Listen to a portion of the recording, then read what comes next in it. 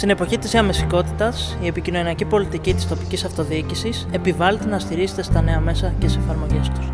Πώς οι δήμοι της χώρας μας επικοινωνούν τις τουριστικές και τις πολιτιστικές δράσεις τους στους δημότες τους?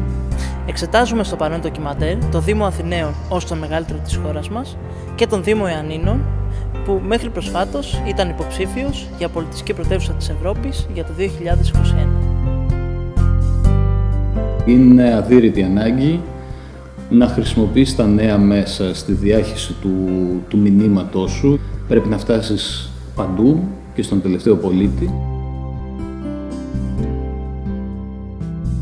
Χρησιμοποιούμε όλα τα μέσα. Χρησιμοποιούμε το Facebook, χρησιμοποιούμε το Twitter. Ουσιαστικά είναι η στρατηγική μας site κεντρικό του Δήμου, site ανατομέα, Facebook ανατομέα και Twitter προσωπικό του Δημάρχου, αλλά και του Δημάρχου ως προσώπου και του Δημάρχου ως θεσμού.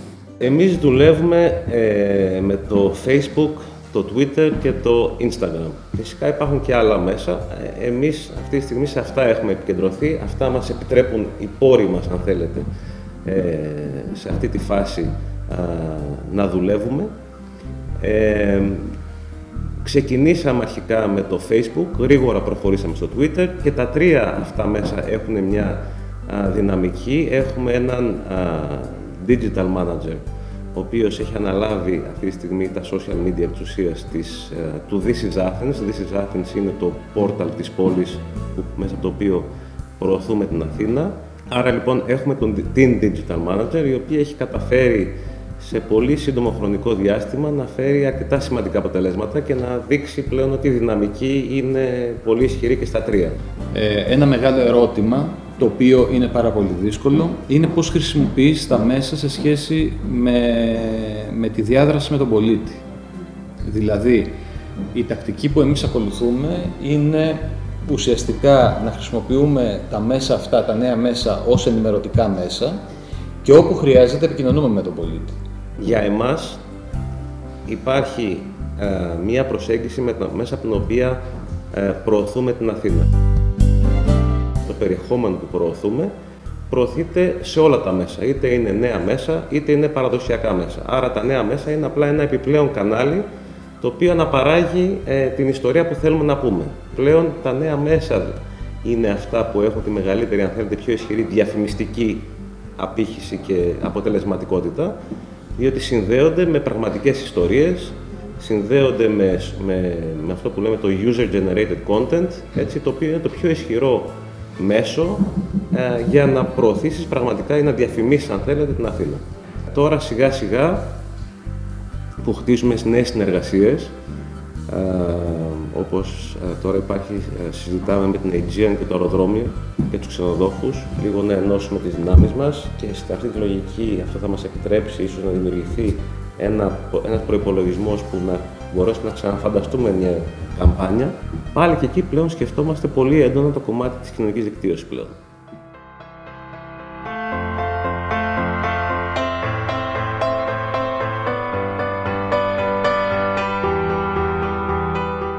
Στην εποχή της διαμεσικότητας, τα νέα μέσα έχουν αυξημένη επιρροή τόσο στους πολίτες, όσο και στη σχέση τους με τους δήμους στους οποίους διαμένουν. Βρισκόμαστε στα Ιωάννινα, την πρωτεύουσα της Ηπείρου και μέχρι προσφάτως υποψήφια πολιτιστική πρωτεύουσα της Ευρώπης για το 2021. Πώς ο Δήμος Ιωαννιτών επικοινωνεί τις δράσεις του τόσο σε τουριστικό όσο και σε πολιτιστικό επίπεδο μέσα από τα νέα μέσα και πώς οι πολίτες της πόλης αντιδρούν στις προσπάθειες αυτές.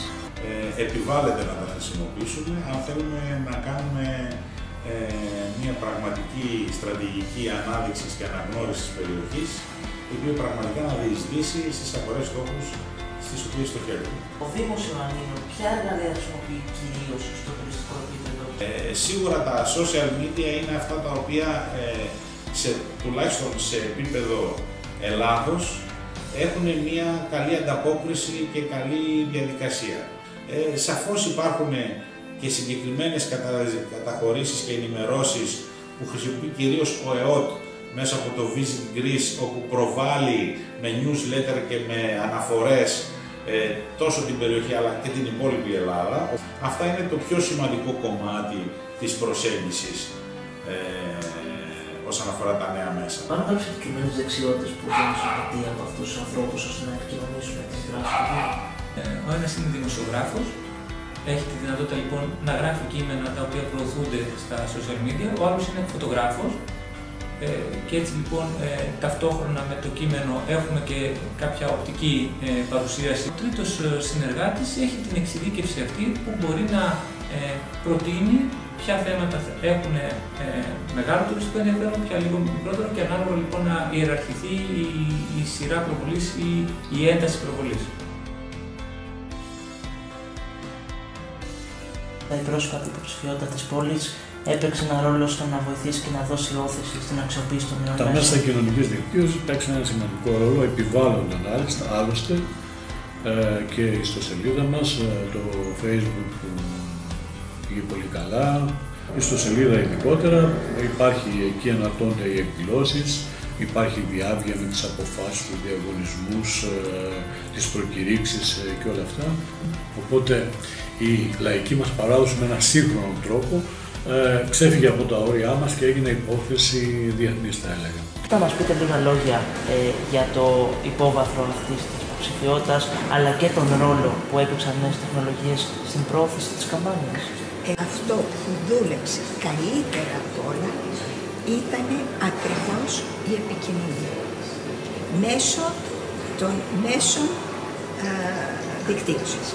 Ότι σε σχέση με τα παραδοσιακά μέσα, διότι εσείς βιώσατε και τα παραδοσιακά και τα νέα, έχει βελτιώσει τις συνθήκες εργασίας σας. Ναι, οικονομία χρόνου. Οικονομία χρόνου. Και φαντάζομαι και μείωση διαφημιστικών δαπανών, αλλά αυτό είναι κάτι. Δεν το συζητάμε πια, σχεδόν δεν βγάζουμε αφήσεις, διότι δεν έχει κανένα νόημα. Και βέβαια είναι πολύ καλό αυτό, δεν ρηπαίνουμε και την πόλη. Ξέρετε ότι ο Δήμος επικοινωνεί τις δράσεις μας από τα social media. Ναι, έχουμε κάνει like σε αντίστοιχη σελίδα, αλλά έχει και ο Δήμος τη δικιά του σελίδα και ενημερωνόμαστε από εκεί.